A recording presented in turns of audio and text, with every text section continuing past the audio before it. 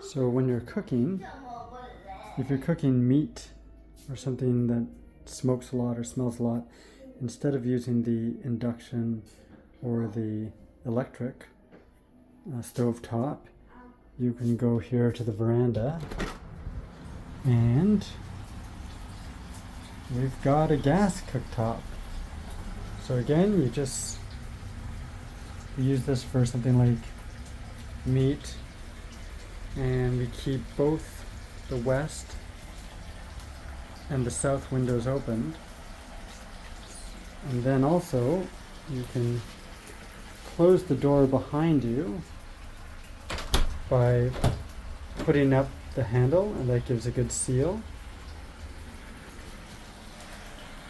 And then you're in sort of a smokehouse. You know, you've got the windows opened. It won't smell up the apartment.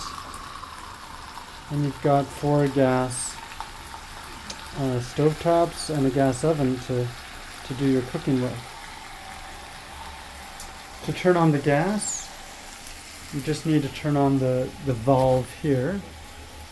Usually it's straight for it's opened, and then turn it the other way to close it.